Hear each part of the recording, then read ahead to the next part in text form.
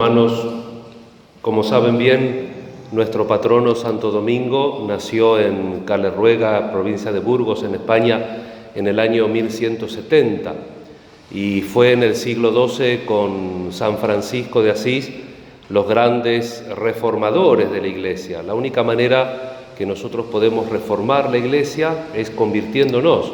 Estos dos santos, cuyo Papa los unió, el Papa Inocencio, soñó que la iglesia se ladeaba, un edificio de la iglesia se ladeaba y entonces venían dos con el hombro a sostenerlo, a enderezarlo. Y esa era la figura de Santo Domingo y de San Francisco de Asís.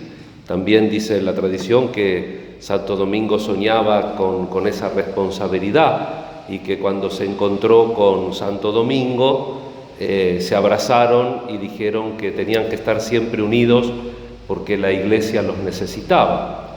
Y es por eso que siempre los dominicos y los franciscanos celebran, cuando pueden se visitan, celebran el día de San Francisco los dominicos y celebran el día de Santo Domingo los franciscanos. Y cuando se ordenan, siempre están juntos. En las ordenaciones, Domingo y Francisco están juntos. Santo Domingo presbítero, San Francisco diácono, pero siempre están juntos en las letanías, y para distinguirlos en las fechas propias o en la casa propia, cuando ustedes van a los dominicos, Santo Domingo lo dicen 2 veces, y cuando ustedes van a los franciscanos, San Francisco los dicen 2 veces, solo en casa propia de ellos, pero dada esta tradición, ¿no es cierto?, de 2 personas que, abrazando la pobreza y la evangelización, con características distintas, cada uno de ellos, con orígenes distintos, pero sobre todo con una gran entrega. Santo Domingo viene de una prosapia de santos, porque el papá venerable, la mamá beata, el hermano manés beato, que no podía ser de otra manera, él también tenía que seguir ese camino. Desde los 14 años que se va a Palencia con su tío sacerdote, se entrega muy seriamente al estudio. Dice que la gente que era tan serio que parecía un viejo, era un joven viejo, se dedicaba al estudio y muy pronto a la caridad. Hubo una gran hambruna en ese momento, que acá cada tanto lo hemos recordado en alguna novena, que vendió hasta su biblioteca. Tenía una muy buena biblioteca porque él siempre se dedicó al estudio. Acuérdense que los libros eran papiros, eran de cuero, eran manuscritos, eran muy valiosos, y sin embargo él los vende precisamente porque no puede tener eso cuando alguien está pasando necesidad. Y fíjense que lo hace de una manera auténtica, porque no lo hace como un pretexto. Él nunca renunció a la necesidad de instruirse y de instruir. Como dice la oración colecta que recoge el misal, que él ayude a la Iglesia, que interceda por la Iglesia con sus enseñanzas, él que fue un apóstol incansable de la verdad. Tuvo que enseñar y tuvo que vivir en la verdad. Y por eso, viajando con su tío, con el obispo, ve la necesidad de fundar una congregación que se dedique a evangelizar, una congregación que se dedique a la verdad. Por supuesto que en una situación, podríamos decirlo desde ahora, eclesial, social y política difícil, como fue la herejía de los albigenses, una especie de cátaros. Lo que pasa es que con el nombre de cátaros meten en la misma bolsa un montón de fenómenos, pero fue una especie de maniqueísmo, los albigenses de la ciudad de Albi, que de alguna manera despreciaban las cosas materiales, la materialidad de las cosas, negaban la divinidad de Cristo, porque como Cristo se encarnó, el cuerpo de alguna manera tenía una pesadez, no tenía la purificación, la luz. Siempre hubo como pretensiones de determinados gnósticos, de gente que se creía iluminada, que se creía elegida y que despreciaba cierta parte de la naturaleza, dividiéndola absolutamente en malo y bueno. Para los albigenses había un principio malo que tenía casi la categoría de Dios y un principio bueno que era Dios.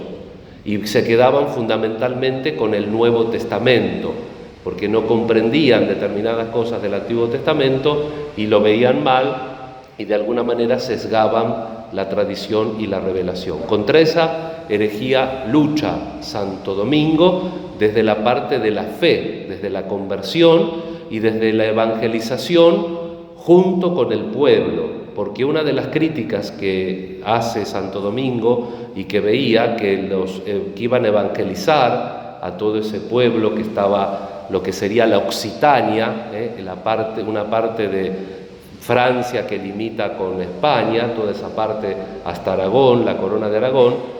Cuando iban a evangelizar, los misioneros iban en carruaje, había hospedería, no había hoteles 5 estrellas, pero se iban a la hospedería, en vez de quedarse con la gente, comían las mejores comidas. Entonces la gente decía, ¿esto que nos vienen a evangelizar? Del helicóptero los evangelizaban. Esto es una cosa anacrónica que digo. Pero él ve eso, entonces dice, no, tenemos que hacer una congregación que se dedique precisamente al fin. Yo en el saludito siempre soy muy cuidadoso, pero me estoy volviendo viejo. Porque, por ejemplo, cuando bautizo, cuando caso, firmo después de que bauticé o casé. Digo, no vaya a ser... Pues yo tengo un ánimo escatológico y digo, igual me muero en el medio de la ceremonia, no termina la ceremonia, no están casados, no están bautizados, yo ya firmé. Siempre tengo ese ánimo escatológico y hago todo una vez que lo hice, ¿no? Al final. Y ahora se me ocurrió la otra vez que me pidieron un poco perentoriamente que tiene que hacer la notita para la revistita. Pongo la notita y le agradezco al obispo que va a venir y sale esto y no viene. ¿Pueden creer? Voy a volver a mi ánimo escatológico, digo, no vaya a ser cosa que... Pero bueno, en esa pequeña nota, que es menos de media página, como ven está en letra grande y con mucho espacio, pongo una característica propia de Santo Domingo, que él se pone para la congregación y para la misión. Lo que nosotros necesitamos son fines claros, lo que nosotros necesitamos son los fines. Los medios sirven, pero son medios. El edificio de este templo, mientras mejor lo tengamos, gloria a Dios, ¿no es cierto? Pero es un medio. La colecta, tenemos que pagar la luz, pagar esto, pagar lo otro, dar una limosna acá, hacer otra limosna allá, pero es un medio, no es un fin. El fin de la capilla, o el fin de la parroquia, o el fin de la diócesis, o el fin de la Conferencia Episcopal Argentina, no es juntar plata o recibir plata del gobierno, como hay algunos que quieren mezclar todo, porque vieron que están los pañuelos celestes, están los pañuelos verdes y están los pañuelos naranjas. La militancia de los pañuelos naranjas es separar la Iglesia del Estado, y hoy en varios lugares se ocupaban de decir esto. Pero bueno, por supuesto ustedes saben que necesitamos dinero, pero el dinero no es un fin. Ustedes pueden tener la casa llena de dinero escondido, pueden tener propiedades, pueden tener inversiones y ser unos infelices, ¿o no? Porque no es un fin, es un medio. Por supuesto que el dinero ayuda, que tener uno donde comer, tener, si uno puede descansar, tener para ayudar a la familia, para ayudar al que lo necesita, está estupendo. Y nadie en su sano juicio va a decir que esto está mal. Lo que está mal es tenerlo como medio, como el medio tenerlo como fin. Hay gente que lo tiene como fin por formación. Yo doy un testimonio personal. Mi abuela cuando murió le encontramos un montón de dinero de parte de mi papá, se le encontró un montón de dinero guardado, después de distintas denominaciones que no servía más. Pobre, uno dice, bueno, nació en España, estuvo en la guerra, hay gente que le pasa eso, digamos, eso es confundir, ¿vieron para qué sirve? Y si vos dejás en otra familia, muere una persona y deja un montón de guita vigente o inversiones vigentes que no le conocían, ¿para qué sirve? Para que se peleen los herederos, ¿o no? Entonces, son medios, no son fines. Por supuesto, vuelvo a lo mismo, uno entiende la utilidad del dinero, pero es utilidad, no es finalidad. Y entonces, todos los medios que nosotros hacemos apostólicos tienen que tener como claro la finalidad que coincide evidentemente con la verdad. ¿Cuál es el problema de los albigenses, la herejía contra la cual lucha Santo Domingo? El problema es que dividen la realidad en mala buena, y la realidad es una mezcla. No existe el bueno o lo bueno en acto y el malo o lo malo en acto. Alguno muy malo, aunque sea por error, va a ser algo bueno, y alguno muy bueno, aunque sea por error, va a ser algo malo. Existe la encarnación, Dios que se encarna, y por lo tanto es importante toda la realidad, toda la realidad, el cuerpo y también las cosas materiales. Por eso nosotros en el credo, y hoy lo vamos a decir porque para la capilla Santo Domingo es solemnidad, entonces toca decir el credo, creo la resurrección de la carne. No dice la resurrección del cuerpo, dice creo la resurrección de la carne. Sarx es lo más último, lo más limitado en griego. Es decir, lo material también tiene la promesa de Dios. Por eso es muy importante que nosotros vayamos descubriendo e integrando la realidad como se da, como nos lo enseña el Evangelio, que en el campo, que es el mundo, Dios siembra la semilla y lamentablemente viene el enemigo y siembra la cizaña y por voluntad del dueño del campo, que es Dios y que tiene misericordia, no quiere que se corte la cizaña en el medio, sino que se espere hasta el final. Entonces en el mundo siempre vamos a tener trigo y cizaña, pero tenemos que tratar de integrarlo todo en la verdad, en el amor, en el hecho de la conversión. Lamentablemente, por los pecados de las personas, de nosotros, por nuestros propios errores, seamos sacerdotes, obispos, laicos, religiosos, por nuestros propios errores se le achaca a la Iglesia. La Iglesia, dice San Ambrosio, es inmaculata ex maculatis, es inmaculada desde los manchados, es inmanchada desde los manchados. La Iglesia se hace cargo de la penitencia, no se hace cargo del pecado, porque pecan los miembros individuales. Porque la Iglesia es un cuerpo y nos olvidamos de esto, que la Iglesia es un cuerpo y Cristo es la cabeza. Y entonces a veces livianamente hablamos de la Iglesia. Vieron que en Italia está el tema del sur y del norte, ¿no? Que como que se pelean y los del sur tienen un poco más fama de ser un poco más rudos, digamos así, que los del norte. Hay un cardenal en la Iglesia, el cardenal Biffi, que se murió hablando un día de la Iglesia, un montón de jóvenes, porque lo hacían hablar en lugares llenos de jóvenes y hay que ver cómo lo seguían y cómo lo aplaudían, ¿no? Y entonces el cardenal Biffi en un momento deja los papeles y les dice: yo les voy a dar un consejo de amigos. Dice: no critiquen a la Iglesia, porque al fin de los tiempos tenemos que presentarnos ante Jesucristo. Y la Iglesia es la esposa de Jesucristo. Y dice el cardenal Biffi, y les aviso una cosa: Gesù è meridionale, dice Cristo es del sur. O sea que, ojo, y se ríen todo. Y después vuelve. No es que no critiquemos a los individuos. Y él cita, por ejemplo, a Dante Alighieri, que hace la Divina Comedia. Dante Alighieri, que hace la Divina Comedia, en toda la Divina Comedia, no critica a la Iglesia en ningún momento, pero critica a los papas, salvo uno, me parece, no quiero errar porque estoy hablando de memoria, salvo un papa, los mete a todos en el infierno. Y cuando habla de un cardenal, vieron que antes en la Edad Media los cardenales usaban la capa de seda grande, una capa de seda que cuando subían al caballo tapaba también al caballo. Y entonces decía: ahí va la capa tapando a dos bestias, el cardenal y el caballo. No es que no critiquemos a las personas, no sé si me entienden. Tenemos que tener una mirada de la Iglesia. La Iglesia es el cuerpo de Cristo. La Iglesia es Jesucristo, es todos los santos desde Adán y Eva hasta el último, y nosotros nos tenemos que sentir miembros de ese cuerpo. ¿Y por qué es esto así? Porque Dios, cuando nos crea sobre la imagen del Hijo. ¿Qué leemos en Navidad nosotros en el prólogo? Que todas las cosas que se hicieron por el Hijo. Y sin el Hijo, sin el Logos, nada se hubiera hecho de cuanto fue hecho. El arquetipo es Cristo. Lo que pasa es que nosotros no estamos evangelizados en lo último, y por eso toda vida humana es importante. Y después nosotros la llevamos como ahora y acompañamos también espiritualmente a nuestros obispos que están ahora celebrando la misa en la Catedral de Buenos Aires. Se lo lleva a diversos niveles y se confunde. Entonces, si vos empezás a llevarlo a nivel jurídico es una cosa, si lo llevas a un nivel antropológico es otra cosa, a un nivel filosófico otra cosa. Nosotros tenemos que contemplar la vida desde Cristo. Y tenemos que pensarlo en cristiano. Nosotros decimos en lenguaje vulgar, por ejemplo, el hombre tiene las funciones de los animales, come, se reproduce, excreta, queda feo decirlo, pero es esto.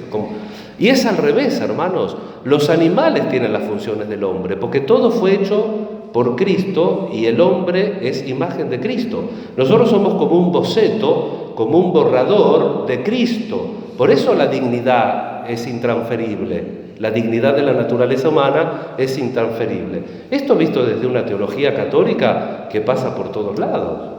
Y entonces nosotros tenemos que volver a proponer la verdad, tenemos que volver a cristianizar nuestra mentalidad y nuestra manera de ser. Y eso mismo es lo que hace Santo Domingo, en una situación sumamente difícil como la de ahora, porque siempre las situaciones son difíciles, porque ustedes saben que el tema de la herejía albigense llegó a una cruzada y a la Inquisición. A los albigenses terminó habiendo una guerra hasta la rendición de Tolosa. Fue una tragedia eso. Y Santo Domingo se pudo liberar de eso. ¿Por qué se pudo liberar de eso? Porque tenía la verdad clara. Y entonces iba, y con esto termino, a evangelizar, porque tenía el fin claro, se mezclaba con todos, hablaba con todos, y comenzaba a partir de la verdad que encontraba en el otro. Y este es otro problema que tenemos nosotros, hermanos, porque seamos sinceros, antes de darle la razón a alguien, nosotros nos preguntamos de qué lado está, ¿o no? Por ahí no lo hacemos consciente. Pero antes, ¿quién lo dijo eso? ¿Quién lo dijo eso? ¿O no hacemos estas cosas? San Ambrosio dice una frase que Santo Tomás de Aquino repite más de 15 veces, por ejemplo, en primer libro a las sentencias, distinción 19, dice: omne veritatem aquecunque dicatur a Spiritu Santo est. Toda verdad, por cualquiera que fuera dicha, proviene del Espíritu Santo. La verdad, por cualquiera que fuera dicha. Entonces, si nosotros verdaderamente queremos dialogar, no hay límites para el diálogo, podemos dialogar con todos. ¿Y por qué? Por esta verdad que les comenté en el centro de la homilía. Porque nosotros somos hechos a imagen de Cristo, somos un boceto, no hay nadie que esté fuera de eso. Y si algo de verdad es bueno, bello, justo, razonable, es humano porque es cristiano, y es cristiano porque es humano. No es que hay una manera de ser persona para el católico, una manera de ser persona para el judío, una manera de ser persona para el ateo. No, si uno es realmente persona, y si es de verdad que el universo proviene de un designio, de un diseño, y no de la casualidad, tenemos algo común con todos, porque todos somos capaces de llegar a la verdad. Lo que no somos capaces es de inventar la verdad. Tenemos que descubrir la verdad. Por eso, hermanos, aceptemos también, desde la Edad Media, esta voz que nos viene de nuestro patrono Santo Domingo y que una vez nos quiere enseñar a seguir la verdad como fin. Y la verdad, nosotros los cristianos, católicos, sabemos que no es un sistema teológico, filosófico, muchísimo menos político, porque ustedes saben de mi aversión a la política toda, sino que es una persona. Yo soy el camino, la verdad y la vida.